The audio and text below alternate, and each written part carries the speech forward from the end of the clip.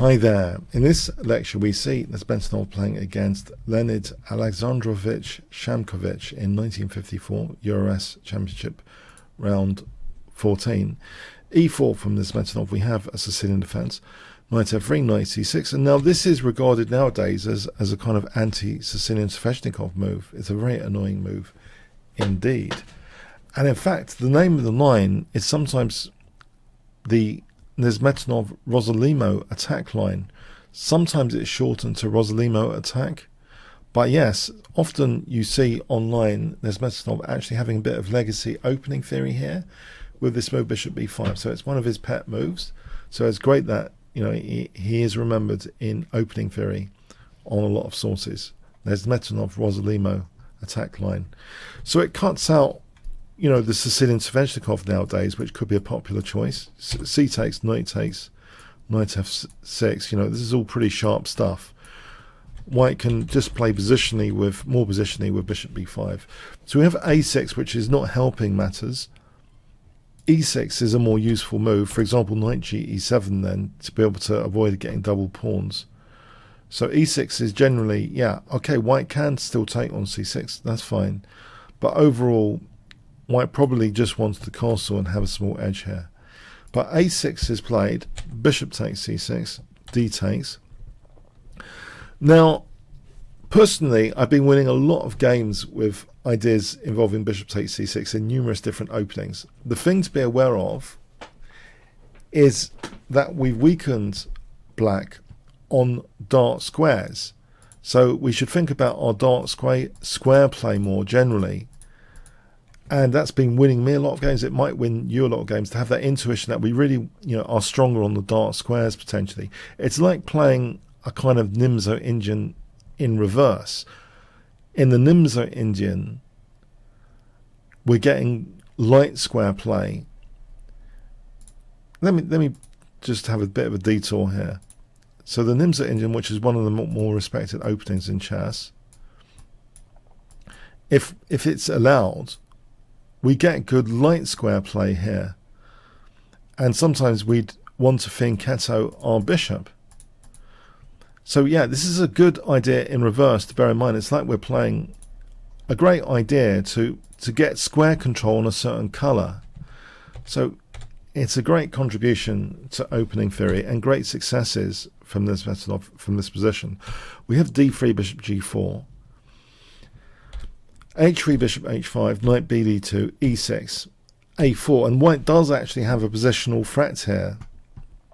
Black plays b5 to parry it. If black plays knight f6, what would you play and why for 100 points? Yeah, we have a positional threat of a5, locking down some dart squares. So knight d7, knight c4 is looking really good. Some kind of dart square bind. Okay, so anyway, so b5 prevents a5 under that circumstance. We have now queen e2, knight f6, now g4, bishop g6.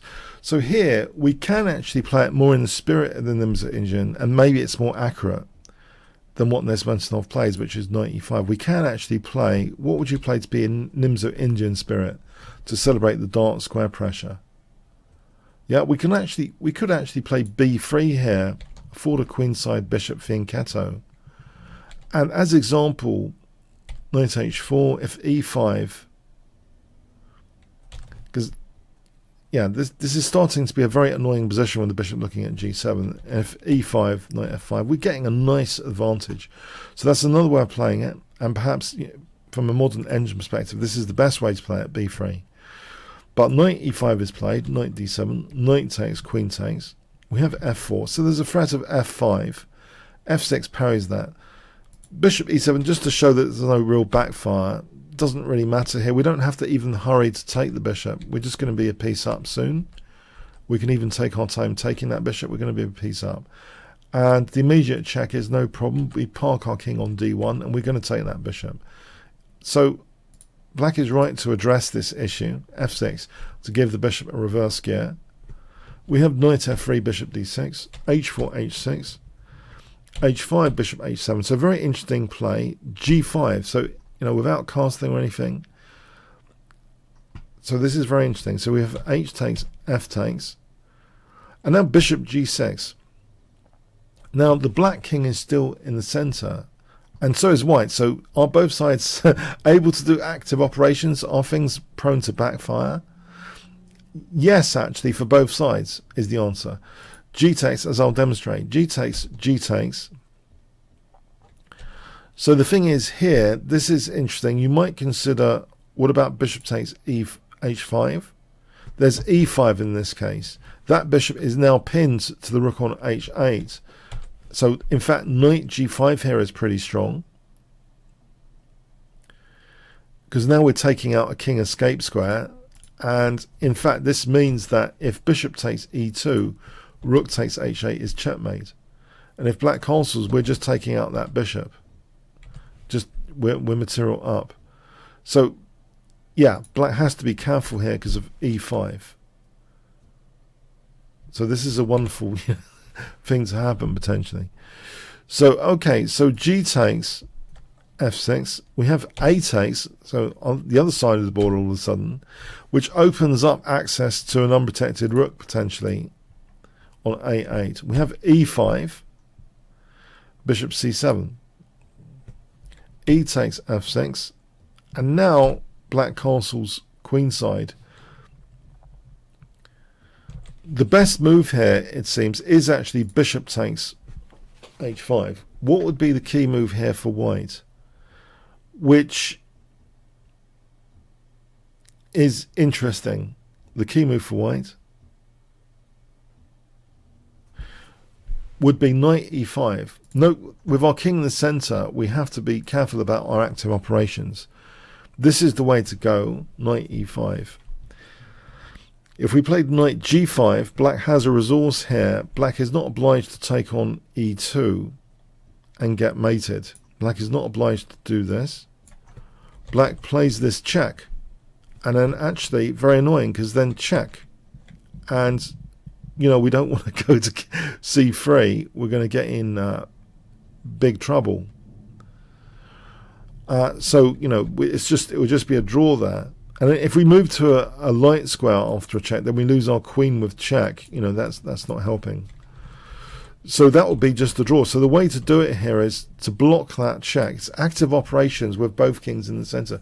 We have to stop that check with knight e5. And this situation, rook takes h5, bishop takes f6. It ends up actually being a situation which we're a pawn down here. We're a pawn down, so it's just going to be an even position actually. Black does have resources here just to give the pawn back, and it's an even position, funny enough. If bishop g3 check was tried, king d1, and this is a big problem here, queen f3, big problem for black. Yeah, we've got a big advantage here. But yeah, bishop takes f6, eliminate that dangerous pawn, and black's on the way, and protect the h8 rook. Black's on the way for equality. So yes, in fact, castling was a mistake, making things bad for black. Bishop takes h5, inviting, yeah, knight e5, then taking this position, then taking on f6. Black's hanging on here for equality. But castling was bad. We have now rook takes a6.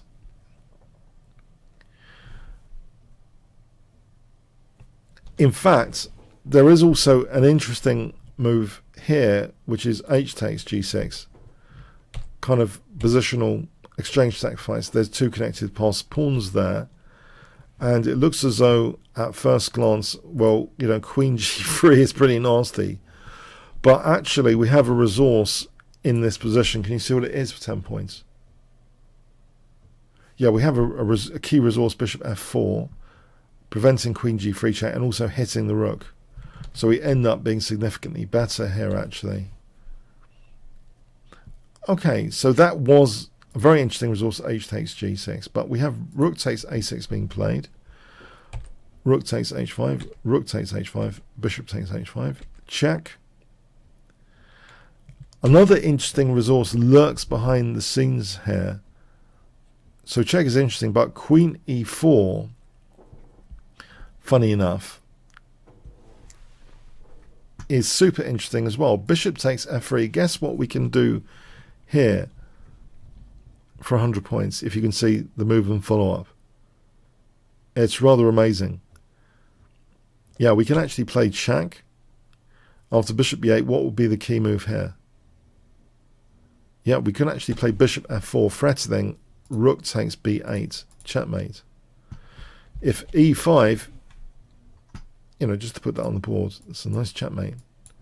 And if e5, bishop takes e5, renewing that checkmate threat.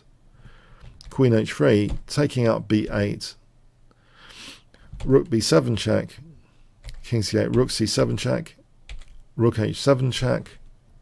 From the bishop, yeah, there's no time for black. And we take out h3, we end up bishop up.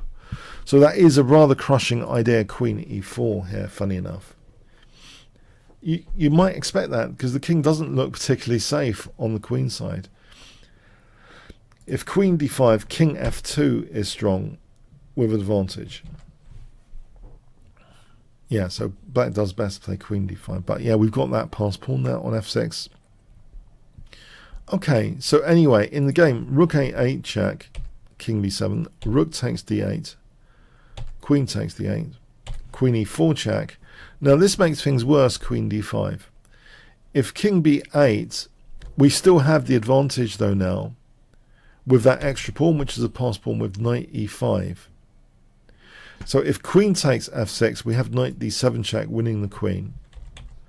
If queen d6, bishop f4, yeah, that extra pawn is giving us a significant advantage. And even if the queens came off, like this, our king has pathways to walk on dark squares. We actually do have advantage here. It's not easy for black in this opposite kind of bishop ending, in this particular one. So, okay, so queen d5 makes things worse. Now knight g5 means that there's support for f7.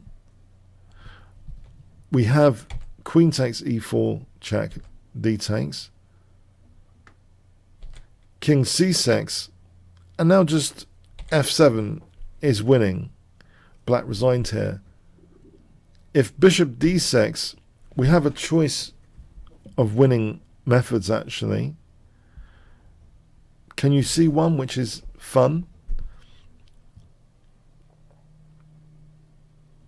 We can either play bishop f4 to try and drag the bishop away from f8, and then here bishop e5.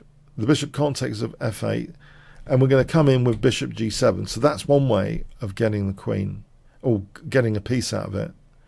And the other way is actually just knight takes e6, letting the pawn go, because the unfortunate configuration of the black pieces, knight f d8 check, and we're a piece up. So yeah, a fun game. It's kind of hypermodern-ish, the opening, bishop b5. So this is an interesting Nezhmetindinov legacy. That Nezhmetindinov, you know, Nimzovich was also a fantastic, you know, dynamic tactical player, quite aggressive as well. It's funny that this bishop b5 was a major Nezhmetindinov weapon against this particular flavour of the Sicilian defence. I hope you enjoyed this game as much as me. Thanks so much. All comments, questions, likes and subscribes, really appreciated. Thanks so much.